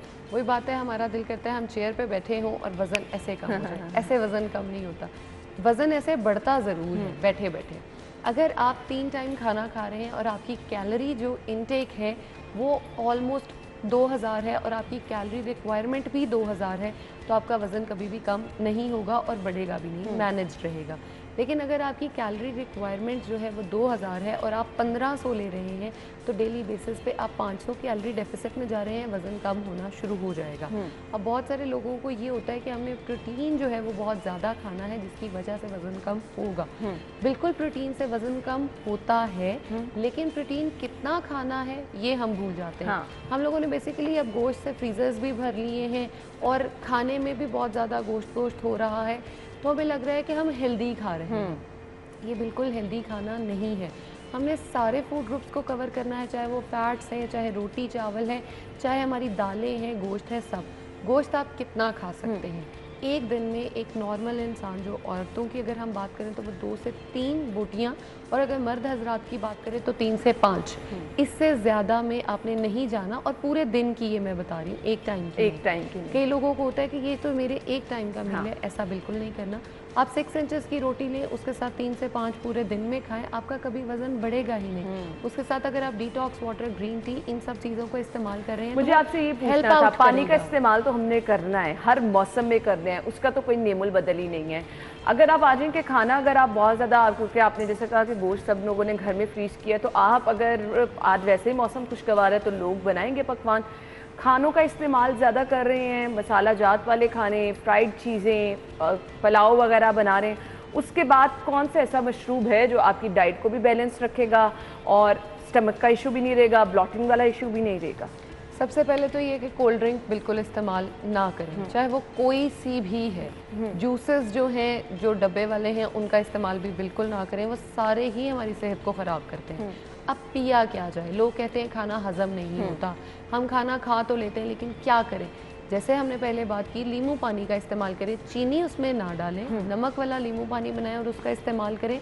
वो हमारी सेहत को बहुत अच्छा रखता है, हमारे वज़न को कम करने में मदद करता है। डिटॉक्स वाटर की जैसे हम बात कर रहे थे, ग्रीन टी की बात कर रहे थे, ये सारी चीज़ें ही वो हैं जो हमारी बॉडी के साथ मिलती हैं और हेल्प आउट करती हैं हमारे मेटाबॉलिज्म को डाइजेशन फास्ट करने में और बॉडी से निकालने में। अगर हमने सिर्फ पानी भी नहीं पीना, मतलब बिल्कुल छोड़ दिया है हर चीज़, तो फैट डिपॉजिट होना शुरू हो जाएगा। हमारी बॉडी का एक मैकेनिज्म है, पानी बॉडी में जाएगा। मुझे सिर्फ ये बता दीजिएगा, पानी का इस्तेमाल खाने में कब कब करना है, और अगर आप कोई मशरूब भी ले रहे हैं, लेट्स सपोज ग्रीन टी आप ले रहे हैं, नींबू पानी ले रहे हैं खाने के बाद, तो कितना टाइम मैनेज करके खाने के बाद फ़ौरन ले सकते हैं? ठीक है, सबसे पहले तो ये है कि पानी जो है वो आपने खाने से ऑलमोस्ट आधा घंटा 15 मिनट पहले पीना है। खाने के साथ पानी का इस्तेमाल बिल्कुल नहीं होगा। खाने के साथ पानी पीने का मतलब ये है, एक प्लेट में खाना डालें, ऊपर से पानी डाल दें। जो उस प्लेट के साथ हाल होगा वही हमारे स्टमक में जाके होता है। स्टमक में डाइजेशन को टाइम दें और ऑलमोस्ट 1 घंटे के बाद कोई भी ग्रीन टी है, ब्लैक टी आपको पसंद है, दूध पीना आपको पसंद है, कुछ भी है, कम से कम 1 घंटे का गैप लाजमी तौर पे दें। क्योंकि अगर हम बात करें तो ग्रीन टी है, उसमें भी तो पानी है, पानी जाके वही काम करेगा चाहे वो किसी भी फॉर्म में ले। अब लोगों में एक बड़ा कॉन्सेप्ट होता है, ब्लैक कॉफ़ी मैं पी रहा हूँ तो मेरा वज़न कभी नहीं बढ़ेगा। ऐसा नहीं है। ब्लैक कॉफ़ी ने अपना काम, अब देखें फॉर एग्ज़ाम्पल, आपने 2500 कैलोरीज़ ली और आपने बॉडी को बहुत ज़्यादा गोश्त भी खिलाया, खाने भी खिलाए, नान भी, रोटियां भी, और आप कहें कि मैं एक ब्लैक कॉफ़ी का कप पीऊँ और वो सब हज़म हो जाए, तो ऐसा नहीं होगा। आप या तो उससे ज़्यादा एक्सरसाइज करें, अपनी बॉडी से उसको बर्न आउट करें और फिर कॉफ़ी पिए, तो हाँ वाकई आपका वज़न कम होगा। लेकिन ये नहीं होगा कि एक चेयर पे हैं और वहीं पे खाई जा रहे हैं, पिए जा रहे हैं। चाहे फिर नींबू पानी पिए, तो चाहे विनेगर पी लें, चाहे एप्पल साइडर विनेगर पी लें, वज़न कम नहीं होगा। एप्पल साइडर विनेगर का लोगों में बहुत ज़्यादा एक आजकल बढ़ता जा रहा है रुझान कि ये वज़न को कम करता है। No doubt apple cider vinegar वज़न को कम करता है, लेकिन उसके जो 2 मेजर नुकसान हैं वो लोगों को पता होना बड़े इंपॉर्टेंट है। एक ये कि जब हम डायरेक्टली उसको पीते हैं तो वो हमारे टूथ इनेमल को ख़राब कर देता है। उसका हल हो सकता है आप स्ट्रॉ का इस्तेमाल करें, ठीक है, कि आपके दांतों के साथ वो टच ही ना करें। ठीक। दूसरा इसका जो सबसे बड़ा नुकसान है वो ये है, हमारी स्टमक की इनर लाइनिंग जो है ये उसको जाके ख़राब कर देता है, क्योंकि हमारे स्टमक में अंदर एसिड्स होते हैं। तो इसको क्या पानी में मिक्स करके आप इसका इस्तेमाल कर सकते हैं? मैं प्रेफर करती हूँ कि आप इसका इस्तेमाल करें ही ना। अगर बहुत आपको इमरजेंसी है, आपने करना है, तो एक पूरे ग्लास में आपने 1 टीस्पून जो है वो मिक्स कर लें और उसका इस्तेमाल करें। उससे ज़्यादा एक दिन में ना पिए। हमारा बेसिकली मसला ये है कि किसी ने हमें बताया ना कि मैंने इससे वज़न कम किया, हम उसके पीछे पड़ जाते हैं और वही पीते रहते हैं, वही खाते रहते हैं, बिसाइड ये सोचे कि हमारी बॉडी पे क्या इफ़ेक्ट्स आ रहे हैं। हम किसी को बात बहुत जल्दी कर लेते हैं, इसका मुँह कैसा लग रहा है, हम अपने आप में नहीं देखते कि बॉडी क्या कर रही है हमारी, हम उस चीज़ को फोकस नहीं करते। जैसे हम मानसून की बात कर रहे हैं, बारिशें हैं, हम सब इंजॉय बहुत कर रहे हैं, लेकिन बॉडी को क्या चाहिए, बॉडी की क्या रिक्वायरमेंट्स हैं, बॉडी ने क्या खाना है, हमें ये नहीं पता। हमें चाहिए कि जब हमने 2-3 दिन बहुत ज़्यादा खा लिया है तो अब हम अपनी बॉडी को थोड़ा रेस्ट की तरफ लेकर आएँ, बॉडी को एक आम सादा ग़ज़ा दें, बॉडी को सैलड्स पे लें, गोश्त दें लेकिन थोड़ा दें, बॉडी को सेटिस्फाई करें, उसको नॉर्मल रूटीन में वापस लेकर आएँ। नॉर्मल रूटीन में एक नॉर्मल डाइट प्लान अगर मैं डिस्कस करूं तो वो क्या हो सकता है, आप सुबह उठ रहे हैं, सुबह उठते ही 1 गिलास पानी लें, उसमें ज़ीरा हो सकता है, दालचीनी हो सकती है, या मैं बहुत ज़्यादा कहती हूँ करेले का जूस हो सकता है। करेले का जूस जो है वो स्किन को अच्छा करता है, बालों को अच्छा करता है, हेयर ग्रोथ में हेल्प करता है, पिंपल्स को ख़त्म करता है, जो आजकल लोगों की शिकायत होती है गर्मी दाने निकल रहे हैं, उसको ख़त्म करता है। उसके बाद आप अपने नाश्ते की तरफ आए। नाश्ते में आप ओट्स का इस्तेमाल कर सकते हैं, जौ का इस्तेमाल कर सकते हैं, जई का इस्तेमाल कर सकते हैं, दूध का 1 गिलास और अंडे का इस्तेमाल किया जा सकता है। लोगों का मसला ये होता है ब्रेकफास्ट का टाइम नहीं हो रहा होता। अगर हम ब्रेकफास्ट को पहले से प्लान कर लें, एक रात पहले अगर उसकी तैयारी कर लें, अगर जौ का दलिया मैं कह रही हूँ, वो रात को बना के रखा जा सकता है। एप्पल खा सकते हैं, कोई भी फ्रूट है, जामुन खा सकते हैं। अब लोगों की यहाँ पे लड़ाई ये आती है कि मैं इंटरमिटेंट फास्टिंग कर रहा हूँ, लेकिन आप दूसरी तरफ कह रही हैं ब्रेकफास्ट बड़ा इंपॉर्टेंट है, तो मैं क्या करूँ? इसका सिंपल आंसर ये होता है लोगों के लिए कि ब्रेकफास्ट बहुत इंपॉर्टेंट है। अगर हमने अच्छा ब्रेकफास्ट कर लिया, हम सारा दिन स्नैकिंग नहीं करेंगे, इधर उधर देख के हमें भूख नहीं लगेगी, तो नैरो डाउन होता जाएगा पूरा दिन, और इंटरमिटेंट फास्टिंग पूरा दिन हमें मैनेज करेगी और वजन को कम करेगी। बिल्कुल आपने सही कहा। अच्छा जी, हम जूसेस की तरफ दोबारा आना चाहेंगे और मैं आपसे ये पूछना चाहूँगी, मशरूबात की जब बात की जाती है, हम अगर कहते हैं कि जी आपने फ्रेश जूस भी लेना है, तो लोग उसमें चीनी का इस्तेमाल इस तरह से करते हैं। तो ये चीनी का इस्तेमाल आप, अब तो फ्रूट्स हमारे पास माशाल्लाह इतने सारे अवेलेबल हैं, उसमें अगर हम साथ चीनी का इस्तेमाल कर लेते हैं तो कितना नुकसानदेह है वो? जूसेस और शेक मैं दोनों की यहाँ पे इकट्ठे बात करना चाहूँगी कि जूस जो हमारा फ्रूट है उसमें ऑलरेडी शुगर मौजूद होती है। जब हम उसको दूध में भी डालते हैं, दूध में भी चीनी है, बाहर से भी चीनी डालते हैं, ऊपर से हमें खजूर भी उसमें डाल के पीना पसंद है, वो सारी शुगर इतनी ज़्यादा बॉडी में चली जाती है कि कुछ लोगों को बाद में वॉमिटिंग का इशू भी रहता है। अगर हम फ्रेश जूस की बात करें, चाहे वो पाइनएप्पल का जूस है, चाहे वो फालसे का जूस है, चाहे वो पीच का है, आजकल जैसे हमारे पास आलू बुखारा अवेलेबल है, लोगों को उसका बड़ा पसंद होता है जूस, उसमें भी हमने चीनी डाल देनी है। अगर हम उसको खाली टेस्ट करके देखें तो वो खाली भी बड़ा मज़े का लगता है, लेकिन हमें आदत है हर चीज़ में नमक, मिर्चें काली हो गई और हमारी चीनी हो गई, उसको ऐड करना हमारी सेहत के लिए जितना उससे फ़ायदेमंद होना था उससे ज़्यादा हमें नुकसान दे देता है, क्योंकि हमारी बॉडी की एक चीनी की रिक्वायरमेंट है। एक औरत के लिए 6 चम्मच चीनी जो है वो सारे दिन में उसने लेनी है। सारे दिन में 6 चम्मच चीनी का मतलब यही है, रोटी में भी चीनी है, फ्रूट में भी चीनी है, पानी के साथ अगर हम कुछ ऐसे मशरूबात और ले रहे हैं उनमें भी चीनी जा रही है। जब हम एक्सेस चीनी का करते हैं ना, तो वो हमारी बॉडी में फ़ैट की सूरत में डिपॉजिट होता है। इसलिए अगर आपने जूसेस लेने हैं, आपने फ्रूट जूसेस भी लेने हैं, तो पहले तो मैं यही रिकमेंड करूँगी कि फ्रूट खाएँ, अपने पानी को खाएँ, पीने के बजाय उसको खाएंगे तो वो ज़्यादा देर तक बॉडी में रहेगा, फाइबर जाएगा जो कि बॉडी के लिए अच्छा है। सही। लेकिन हम क्या कर रहे हैं, उसको जूस ले रहे हैं। ठीक है, अगर आपको पसंद है आप जूस ले सकते हैं, लेकिन उसमें बाहर से कोई भी फ्लेवर्स ऐड ना करें, उस फ्रूट का जो फ्लेवर है उसको एंजॉय करें, ताकि आपकी सेहत को कोई फ़ायदा भी हो उसके साथ। अब लोगों को मैं रिकमेंड करती हूँ ABC ड्रिंक जो है हमारे पास, जिसमें एप्पल आता है, बीटरूट आता है और कैरेट आता है। अगर इसमें भी लोगों को मैंने देखा है कि शहद डाल रहे हैं, चीनी डाल रहे हैं, एप्पल भी मीठा है, बीटरूट भी मीठी है और कैरेट भी मीठी है। हमारी स्किन के लिए मैं मोस्टली ये लोगों को रिकमेंड करती हूँ कि स्किन अच्छी होती है, ब्राइड्स लें तो अच्छी हो जाती है स्किन। अब लोग क्या कर रहे हैं, उसमें भी जब चीनी डालेंगे तो चीनी एक्सेस होगी, वो बजाय स्किन को अच्छा करने के पिंपल्स निकालना शुरू कर देगी। अगर सिर्फ एक चीनी और ऑयल, लाइक फ्राइड चीज़ें, ये दो चीज़ें हम अपनी हेल्थ में से निकाल दें डेली लाइफ में से, तो पिंपल्स होना हम भूल जाएंगे, हेयर फॉल बहुत हद तक कम हो जाएगा। सही। सब्जियों के कौन कौन से जूसेस जो हैं वो बहुत ज़्यादा मुफीद हो सकते हैं? करेले का जूस, जैसे मैंने भी बताया, करेले को सब्जियों का बादशाह कहा जाता है, उसका जूस पी सकते हैं। अगर आप शुगर का बहुत ज़्यादा शिकार हैं तो कद्दू का जूस जो है वो बड़ा मुफीद होता है आपके लिए। और कद्दू वैसे भी ठंडा होता है, अगर हम आजकल उसको इस्तेमाल करें तो हमारा वाटर इनटेक जो है वो भी हम उसके अकॉर्डिंग पूरा कर सकते हैं। सही। इसके साथ अगर हम बात करें, बहुत सारे लोग जो हैं वो शुगर को ही मैनेज करने के लिए भिंडी का भी इस्तेमाल करते हैं, लेकिन उसका जूस नहीं बनता, उसका जो वो अंदर लेस होती है उसका इस्तेमाल किया जाता है, वो बहुत हद तक हमारे लिए फ़ायदेमंद होती है। अगर हम बात करें बाकी सब्जियों की, तो सब्जियों को अगर हम बॉईल करके उसको थोड़ा सा ब्लेंड कर लें तो उस फॉर्म में भी हम लें तो वो भी हमारे लिए बड़ा फ़ायदेमंद हो जाती है। बजाय उसको कुक करके उसका सारा न्यूट्रिएंट्स ज़ाया करें, उसके न्यूट्रिएंट्स को इस तरह से पैक करके बॉडी में लेके जाएं ताकि वो हेल्दी हो और हमें पानी की कमी ना होने दें। बहुत सारे लोग जो हैं वो आजकल शिकायत करते हैं मेरा सर दर्द बहुत ज़्यादा रहता है, तो वो डिहाइड्रेशन की वजह से सर दर्द रहता है।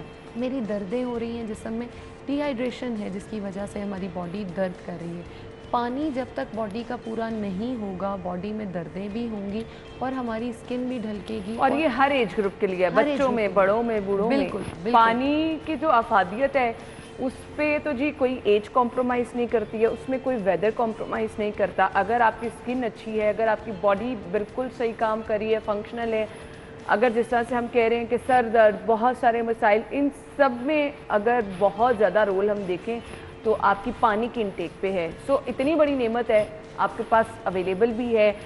अगर आप बॉयल वाटर का इस्तेमाल करें तो वो तो आपके लिए बहुत ज़बरदस्त है। सो ये वो चीज़ें हैं जो कि हम बिल्कुल ही समझते हैं कि कोई अहमियत नहीं है, लेकिन इसको नज़रअंदाज करने से जो हमारी बॉडी पे नुकसानात होते हैं उसका अजाला नहीं हो सकता। ज़ैनब, मैसेज क्या देना चाहेंगी देखने वालों को? मैसेज यही देना चाहूँगी कि अपनी हेल्थ को जो है ना वो प्रायोरिटाइज़ करें। ये ना करें कि वो ये खा रहा है तो मैं भी यही खाऊं, उसने बर्गर खाया तो मैं भी बर्गर खाऊं। मतलब इस चीज़ को छोड़ दें। अब सेहत है तो सब कुछ है, इसलिए वॉक करें, हेल्थ को जो है वो मैनेज करना सीखें और अपनी बॉडी के अकॉर्डिंग जो है ना खुद को खुश रखें और छोड़ दें स्ट्रेस। हर चीज़ जो अल्लाह ताला करेंगे अच्छा करेंगे इंशाल्लाह। ऐसे ही है जी। सो ये वो चीज़ें थी जो मशरूबात के हवाले से हमने आपके साथ डिस्कस की हैं। सो सब में आपने एक चीज़ जो वाज़ेह है, चीनी का इस्तेमाल बहुत सोच समझ के करना है। दूसरा, अगर आप पूरे दिन में अपने पानी की इंटेक पूरी रखेंगे तो स्किन के मसाइल जो हम कहते हैं वो भी नहीं होंगे, डिहाइड्रेशन का मसला भी नहीं होगा। जैसा कोई भी मौसम होगा, सर्दी, गर्मी, बाहर, फिज़ा, आपकी सेहत अच्छी रहेगी अगर पानी का इस्तेमाल सही रहेगा। Thank you so much Zainab, बहुत बहुत शुक्रिया। नाज़रीन, ब्रेक लेंगे, ब्रेक के बाद आएंगे हमारे साथ।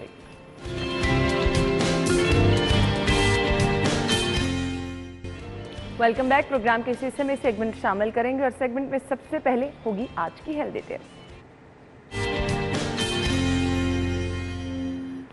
सो आज हमारे ट्रेनर ज़ुहैब हमारे साथ हैं जी, और वो हमें बताएंगे आज के टिप क्या है। Over to you. Fitness trainer, और आज का हमारा जो टॉपिक है वो है हार्ट, कि हम अपने दिल को कैसे ट्रेन करेंगे, दिल का साइज़ क्या होता है, इसका वेट क्या होता है, इसको कैसे स्ट्रॉन्ग किया जाता है, एफिशिएंसी कैसे बढ़ाई जा सकती है, एक्सरसाइज कौन कौन सी है जिससे इसकी एफिशिएंसी को बेहतर किया जा सकता है। तो हार्ट को स्ट्रॉन्ग करने की जितनी भी एक्सरसाइज हैं उनको कहते हैं कार्डियो एक्सरसाइज। कार्डियो एक्सरसाइज हर वो एक्सरसाइज जो 2 मिनट से जिसका टाइम ज़्यादा है, कार्डियो एक्सरसाइज है। अब होता क्या है कि कोई भी एक्सरसाइज अगर आप 2 मिनट से ज़्यादा करते जाओ, इवन वो अगर जंपिंग जैक्स है, स्विमिंग है, साइकिलिंग है, एरोबिक्स है, रनिंग है, कोई भी ऐसी एक्सरसाइज जो 2 मिनट से ज़्यादा है वो कार्डियो है। तो इसमें हमने करना क्या होता है कि इसके अब 4 to 5 डेज़ की फ्रिक्वेंसीज में रखेंगे, 5 दिन एटलीस्ट करें, 20 मिनट्स करें, और इससे आपका एक तो 2 फ़ायदे होंगे। एक तो आपका हार्ट स्ट्रॉन्ग हो जाएगा, दूसरा आपका फ़ैट लॉस ज़्यादा हो जाएगा मैक्सिमम। जो लोग चाहते हैं कि हमारा दिनों का मतलब ये है कि यार जो लोग कहते हैं बहुत जल्दी दिनों में, तो मैंने एग्जांपल दे दिया कि 4-5 दिन तो ओबियसली नहीं होता, दिनों का मतलब मंथ्स, के जो लोग कहते हैं हमारा जल्दी फैट लॉस हो और हमारा हार्ट स्ट्रॉन्ग हो, एफिशिएंसी बढ़ जाए, हमारा सांस ना फूले, हमारी बॉडी की प्रोडक्टिविटी बढ़ जाए, तो उनको कार्डियो एक्सरसाइज की तरफ जाना चाहिए। कार्डियो एक्सरसाइज में आपको पहले बताया कौन कौन सी एक्सरसाइज है। इसके अलावा वेट ट्रेनिंग भी कार्डियो एक्सरसाइज में आ जाती है। अगर आप वेट ट्रेनिंग कर रहे हो, वेट ट्रेनिंग के प्रोटोकॉल्स के हैं, इसमें 45 सेकंड का रेस्ट होता है हर सेट के बाद, लेकिन अगर आप अपने रेस्टिंग टाइम को कम कर दोगे तो वो भी आपकी weight training automatically cardio exercise में चली जाएगी। तो हम कुछ एक्सरसाइज आज करेंगे जो हमारे दिल को स्ट्रॉन्ग भी करेंगी और आपके जिससे हार्ट अटैक के चांसेस कम हो जाएंगे। होगा क्या, इससे आपके हार्ट का जो वॉल है वो स्ट्रॉन्ग हो जाएगा, और जहाँ पे मुशाइम का हार्ट होता है मेरे से ज़्यादा स्ट्रॉन्ग हो, वो 70 दफ़ा या 60 दफ़ा धड़क के अपना काम करता है, ब्लड फ्लो को पिलाता होता है। मेरा वीक हो हार्ट और मेरा 120 टाइम धड़क के वही काम करता हो पंप करके। तो आपको भी पता है, मुझे भी पता है, हर वो चीज़ जो ज़्यादा इस्तेमाल होती है वो ज़्यादा उसके डैमेज होने के चांस हैं। तो अगर मुशाइम का हार्ट स्ट्रॉन्ग है और एफिशिएंटली काम कर रहा है तो वो कम बार पंप करके ब्लड को ज़्यादा पंप कर रहा है, और मेरा ज़्यादा बार धड़के भी कम पंप कर रहा है। तो कोशिश करेंगे हार्ट को स्ट्रॉन्ग करें एक्सरसाइज से, और इसको प्रोडक्टिविटी को बढ़ाया जा सके। हार्ट वो दुनिया की वाहिद चीज़ है कि जिस पे जितना लोड डालेंगे वो उतना अच्छा काम करेगा, लेकिन लोड डिप्रेशन का नहीं होना चाहिए, वर्क लोड होना चाहिए। ओके, तो स्टार्ट करेंगे जंपिंग जैक से। Okay, 1 2 3 and go. 1 2 10 सेकंड तक करेंगे इसको। 3 4 5 6 7 8 9 10। Okay, next is high knees for 10 seconds. 1 2 3 go. Shabash. 10 9 8 7 6 5 4 3 2 and 1। Okay, side jumps करेंगे मुशाइम फॉर 10 सेकेंड्स। 1 2 3 गो। अभी तो हम आपको जस्ट 10 सेकेंड्स दिखा रहे हैं बिकॉज हमारे पास टाइम कम है, लेकिन इस कोशिश करें ये 2 से 3 मिनट्स हर ड्रिल को आप करें एटलीस्ट। शाबाश। 10 9 8 7 6 5 4 3 2 एंड 1। ओके, नेक्स्ट हम जाएंगे ये तो प्योर कार्डियो एक्सरसाइज है। जैसे मैंने बात की थी कि स्ट्रेंथ ट्रेनिंग से हम कार्डियो करते हैं, स्ट्रेंथ ट्रेनिंग हम करेंगे स्क्वाट्स ऑन बॉडी वेट में, और रेस्टिंग टाइम कम करके साथ फ़ौरन हम नेक्स्ट में जाएंगे लंजेस की तरफ। ठीक है, start with the squats. 10 reps. 1 2 3, शाबाश। Back lock, very good position, very good, शाबाश। 2 रैप्स मोर कर दें। 1 and 1 more. Okay, next exercise is standing lunges. अब जो होता है बॉडी वेट ट्रेनिंग में आपने 45 सेकंड का रेस्ट करना होता है, लेकिन हम यहाँ पे रेस्ट नहीं करें, हम नेक्स्ट एक्सरसाइज पे जा रहे हैं, लंजेस करेंगे। अब बिकॉज रिकवरी का टाइम नहीं मिला बॉडी को, आपका हार्ट रेट अप ही है और आप ऑटोमेटिकली कार्डियो जोन में चले गए हो। शाबाश, वेरी गुड, शाबाश। आप इसको नीचे जाके बार बार प्रेस नहीं करोगे, just 1 time, then up, then change to the side. Perfect, शाबाश, वेरी गुड। ओके, दोबारा से हम कार्डियो एक्सरसाइज पे आ जाएंगे, लाइक जंपिंग जैक्स वगैरह। गो, 10 seconds. 10 9 8 7 6 5 4 3 2 and 1। Okay, very good. ये मैंने एग्जांपल के तौर पे आपको बताया कि आप कार्डियो प्लस वेट ट्रेनिंग को मिक्स करके भी करवा सकते हो, आप खाली वेट ट्रेनिंग को भी लेके चल सकते हो मिनिमम रेस्टिंग टाइम के साथ, और जस्ट कार्डियो एक्सरसाइज को भी लेके चल सकते हो। आपने वेरिएशन, जितनी वेरिएशन देंगे उतनी जल्दी आपका वेट रिडक्शन होगा, आपका हार्ट स्ट्रॉन्ग होगा। कोशिश करें हेल्दी डाइट लें, हेल्दी एक्सरसाइज करें, और ऐसे एक हेल्दी एक्सरसाइज से मेरा मुराद वो एक्सरसाइज है जो सेफ जोन में रह के अपनी एक्सरसाइज करें। तो ये था हमारा आज का segment. Thank you so much, I hope आप सबको मजा आएगा। थैंक यू सो मच ज़ुहैबा, आपने हमें बहुत ही ज़बरदस्त टिप हमारे साथ शेयर किया है। आगे बढ़ते हैं, अगला सेगमेंट शामिल करते हैं जो कि है बिग स्क्रीन।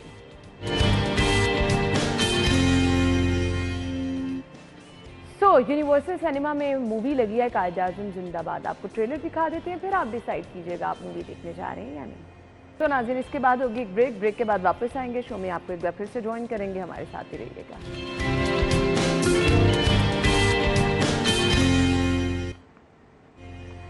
वेलकम बैक नाज़रीन। प्रोग्राम के हिस्से में हम कुछ आपको टिप्स देने वाले हैं कि घर को खूबसूरत आप कैसे बना सकते हैं। अब ये जो फूल पौधे हैं, ये बड़े खूबसूरत अंदाज में आपके घर की सजावट में भी अहम किरदार अदा करते हैं और एक खुशनुमा सा एहसास भी रहता है। नेचुरल अगर हो तो बहुत ही खूबसूरत बात है। घर के बाहर बागीचा आप सजाते भी हैं, बनाते भी हैं, और उन्हीं फूलों को जब आप अपने रूम की, ड्राइंग रूम की जीनत बनाते हैं तो बहुत ही खूबसूरत लगते हैं। खैर, हम इन फूलों के साथ कुछ आर्टिफिशियल वे इख्तियार करके भी अपने घर की खूबसूरती को जो है वो 4 चांद लगा सकते हैं। सो इंटीरियर के हवाले से कुछ हम आपके साथ टिप्स शेयर करेंगे। समटाइम घर में ही मौजूद चीज़ें होती हैं और उनमें कुछ चेंजिंग करके हम इसको खूबसूरती की तरफ लेके जा सकते हैं। शाइस्ता खबर हैं, इंटीरियर डिज़ाइनर जिन्होंने हमें ज्वाइन किया है, अपनी मेहमान को वेलकम करेंगे शो में। अस्सलाम वालेकुम। अस्सलाम वालेकुम। क्या हाल चाल है आपकी? जी ठीक ठाक। Shaista, thank you so much. हम सबसे पहले बात कर लेते हैं नेचुरल फ्लावर्स की। उनका तो कोई नेमुल बदल ही नहीं है। जो खूबसूरती, जो कलर्स उनमें नज़र आते हैं, कहीं नज़र नहीं आते। सो घर के बागीचों से जब आप उनको अंदर लेकर आते हैं कुछ सजावट के मूड में, तो कैसे उनको मैनेज किया जा सकता है? अब देखें, आजकल जिस तरह से हमारे पास फ्लावर्स की वैरायटी कम होती है जो हमारे गार्डन में हमें मिलते हैं, लेकिन मार्केट में काफ़ी कुछ अवेलेबल है। और उसके अलावा ये कि ज़रूरी नहीं कि खाली फूल ही हों, हम और भी बहुत सारी चीज़ों के साथ डेकोर कर सकते हैं। एक्चुअली आपका एक थोड़ा सा चेंज जो होता है एनवायरनमेंट में, समटाइम्स आपके पास ग्रीन लीव्स हैं, कलर्ड लीव्स हैं, उसमें आप देखें नेचुरली आपके गार्डन के अंदर ही आपको बड़ी वैरायटी ऑफ कलर्स मिल जाते हैं। इवन आप पत्तों को यूज़ कर सकते हैं, आप ड्राई ट्विग्स हैं उनको पेंट कर लें। फिर इसी तरह से आप उसके अंदर वैरायटी ऐड करने के लिए you can use fruits, you can use vegetables. लेकिन ओवरऑल आपका एक एनवायरनमेंट जो है वो बड़ा पॉजिटिव हो जाता है जब कहीं टेबल पे कोई एक अच्छा सा कुछ सिंपल सा अरेंजमेंट बना हुआ हो और देखने वालों को। अच्छा जी, आप मुझे कुछ टिप्स चाहिए, क्योंकि हमारे घर में चीज़ें मौजूद होती हैं और हम उनमें कुछ चेंजिंग करके उनको खूबसूरत बनाकर एक डेकोरेशन पीस की फॉर्म में लेकर आ सकते हैं। आप ये काम बड़े अच्छे तरीके से कर रही हैं। घर की सजावट के हवाले से कुछ टिप्स हमारे नाजरीन को। ड्राइंग रूम पे ही हम आ जाते हैं, जहाँ पर आपके नॉर्मली हम देखते हैं कि स्पेशल गेस्ट बैठे होते हैं? देखिए, हम सबसे पहले जो देखते हैं उसमें आपको देखना है कि आपकी कलर स्कीम ऑलरेडी क्या है। अब जो आपकी ओवरऑल कलर स्कीम है पूरे कमरे की, उसको आप पहले देखें, फिर उसके बाद आप देखते हैं कि किस जगह पे वो चीज़ एनहांस होएगी। आप उसका कोई लोकेशन अच्छी सी सिलेक्ट करते हैं। अब हमारे आजकल जिस तरह से ट्रेंड्स हैं, कुछ लोगों का कंटेम्प्रेरी स्टाइल का ड्राइंग रूम होता है, कुछ लोग ट्रेडिशनल को फॉलो करते हैं, कुछ जो है वो मॉडर्न साइड पे जा रहे होते हैं। तो अब ये भी देखना है, अब आपका ट्रेडिशनल पूरा ड्राइंग रूम है और उसमें आपने कोई मॉडर्न किस्म का डिज़ाइन बना दिया तो वो भी आउट ऑफ प्लेस लगेगा। So there are so many things. और फिर उसके हिसाब से आपकी टेबल का साइज़, आपका कॉर्नर का साइज़, आपको किस साइज़ में अरेंजमेंट प्लान करना है, ये भी आ जाता है। और बाज़ दफ़ा ऐसे होता है सेंटर में आपने अरेंजमेंट बनाया हुआ है और वो इतना बड़ा बना दिया कि आमने सामने लोगों को बैठे हुए नज़र नहीं आ रहा। So there are so many rules regulations जिसको हम फॉलो करते हैं।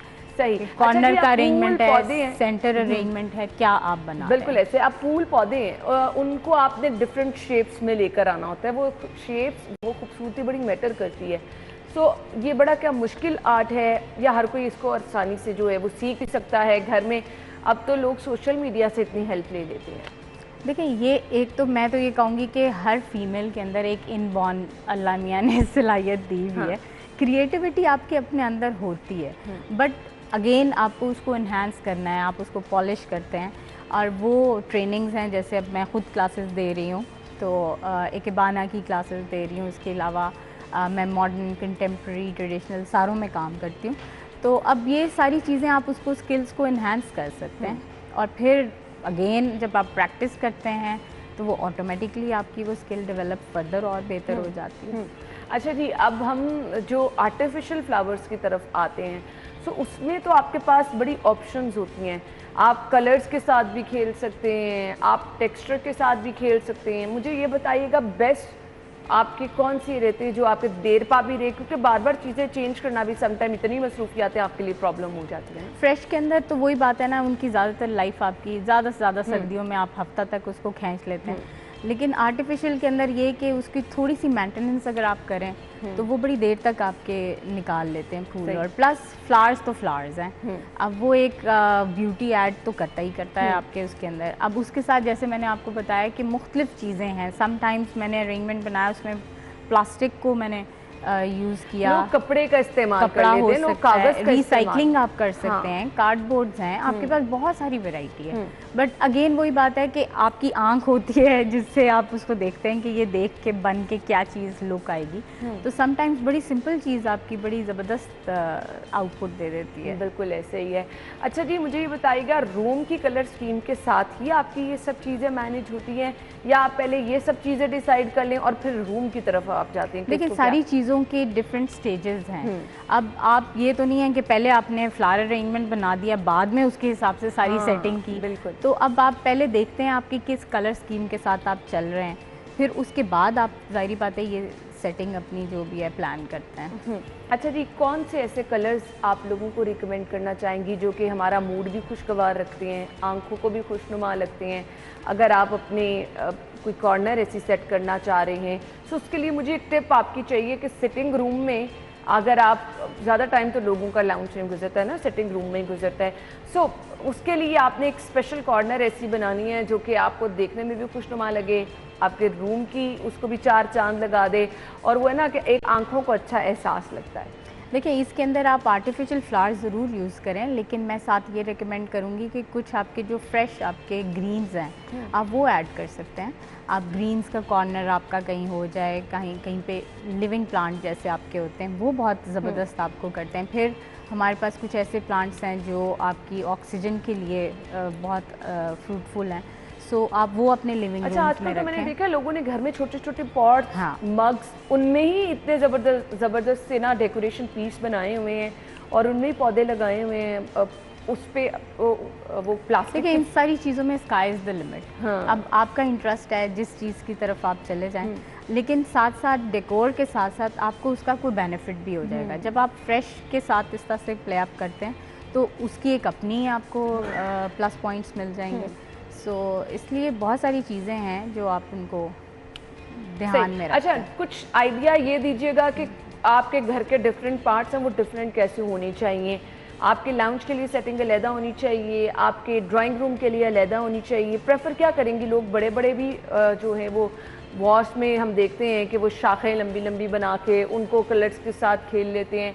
सो मुझे ये बताइएगा किस तरह से आपको चीज़ें मैनेज करनी है कि आपकी हर घर का पार्ट जो वो डिफरेंट भी लगे। देखिए, आपने इंटरेस्ट उसमें ऐड करना है ना। आप इंटरेस्ट आप किस तरह से ऐड करते हैं? समटाइम्स आप कलर्स के साथ प्ले अप कर रहे होते हैं, समटाइम्स आप मटेरियल के साथ प्ले अप कर रहे होते हैं, तो ये बहुत सारी चीज़ें आपको देखनी होती हैं। अब बाज़ लोग हैं जिन लोगों के छोटे बच्चे हैं घरों में, उनके लिए अब जैसे मैं अरेंजमेंट्स वगैरह उनको बना के देती हूँ, तो उनको हैंगिंग अरेंजमेंट्स बना देती हूँ। समटाइम्स शैंडलियर्स बना देते हैं, उसमें कोई लाइट इफेक्ट दे देते हैं। सो ये अब अगेन डिपेंड करता है ना कि आपकी पूरी सेटिंग में रूम में किस जगह पे क्या चीज़ अप्रोप्रिएट लगेगी। क्योंकि अगर आपने सिर्फ करना है जी ज़बरदस्ती कोई चीज़ ऐड करनी है, तो वो उसका फिर मज़ा नहीं आता। तो ये सारे फैक्टर्स जो हैं वो फिर आपको देखने पड़ते हैं। सही। इसके साथ साथ मुझे बताइएगा, आजकल स्टोन्स बड़े इन जा रहे हैं कि आप स्टोन्स का इस्तेमाल भी अपनी फ्लोरल आर्ट के साथ कर रहे हैं। सो उसमें मुझे बताइएगा कौन कौन से स्टोन, और आम स्टोन्स को भी लोग कलर देके इतना खूबसूरत बना लेते हैं। देखिए, कोई भी चीज़ यूज़ कर सकते हैं। इवन बीड्स के साथ आप बड़ी मज़े की चीज़ें बना सकते हैं। इवन आप खुद वायर्स के साथ, अब मैंने कुछ ऐसे डिज़ाइंस किए हैं जिसमें वायर के साथ मैंने एब्स्ट्रैक्ट स्ट्रक्चर बनाया और एक फूल लगा दिया। अब समटाइम्स आप सिर्फ ग्रीन ट्विग्स लेके उनके साथ आप कोई मैश बना लेते हैं। समटाइम आप वीविंग कर रहे होते हैं, आपके जिस तरह गोल्डन पाम है उसको हम वीव करके वो उसकी बिल्कुल एक ब्रेड सी, जिस तरह आपकी चुटिया वो बनती है खजूरी चुटिया टाइप, उससे आप उसकी अंदर मैनिपुलेट कर सकते हैं, तो लीव मैनिपुलेशन आ जाता है। समटाइम्स उनको वो ड्राई भी हो जाते हैं। कई ऐसे आपके हैं जिनको आप ड्राई करके you can paint them. So again वही बात है कि ये सारा आपके अपने अंदर है कि स्किल किस तरह डेवलप बिल्कुल भी इससे साइड पे हो जाते हैं कि ये तो बहुत महंगी चीज़ें हैं, अगर आप इसकी तरफ जा रहे हैं खूबसूरती तो होती है लेकिन आपके पैसे बहुत ज़ाया हो जाते हैं। बाकी ऐसे आई डिसएग्री, क्योंकि जब हम 10,000 का लॉन का सूट लेके पहन सकते हैं, तो एक अरेंजमेंट अगर आपको लेट सपोज 10,000 का बन रहा है आर्टिफिशियल, और वो आपका चल रहा है 6 महीने 1 साल, तो वो या 6 महीने। एक मेरा अरेंजमेंट मैंने एक जगह पे बना के दिया था किसी ऑफिस में, तो मैं कुछ तकरीबन 13 इयर्स बैक उधर मेरा चक्कर लगा, अरेंजमेंट वो स्टिल देयर और वैसे का वैसा ही था। अब ये चीज़ें ख़राब होने वाली तो है नहीं, आप उसको जब तक तोड़े नहीं ना हो, तो अदरवाइज तो वो चीज़ें कहाँ ख़राब होती हैं। बिल्कुल। और डस्ट है, बस डस्ट को आप मेंटेन कर लेते हैं, और थोड़ी बहुत मैं गाइडलाइन दे देती हूँ अपने क्लाइंट्स को कि उसको कैसे आप फ्रेश कर सकते हैं। वो सालों साल चीज़ें चलती हैं। बिल्कुल, आपने सही कहा। यहाँ आगे कंजूसी नहीं करनी चाहिए। एक दफ़ा मेहनत हो जाती है लेकिन वो हमेशा के लिए जो है खूबसूरत भी रहती है और चीज़ जो है वो नज़र भी आती है, खुद से बोलती है। लेकिन अब वो लोग जो कि कहते हैं कि जी ये चीज़ें जो हैं वो खूबसूरती में उस तरह से एडिशन नहीं करती हैं, तो उनके लिए जी हमने कुछ अपनी स्क्रीन पर भी ये चीज़ें दिखाई हैं कि किस तरह से आपके रूम की खूबसूरती को, आपके सिटिंग रूम की खूबसूरती को जो है वो 4 चांद लगा देती है। Thank you so much Shaista, आपके वक्त का बहुत बहुत शुक्रिया। नाज़रीन, हम चलेंगे ब्रेक की तरफ, ज्वाइन करेंगे आपको ब्रेक के बाद।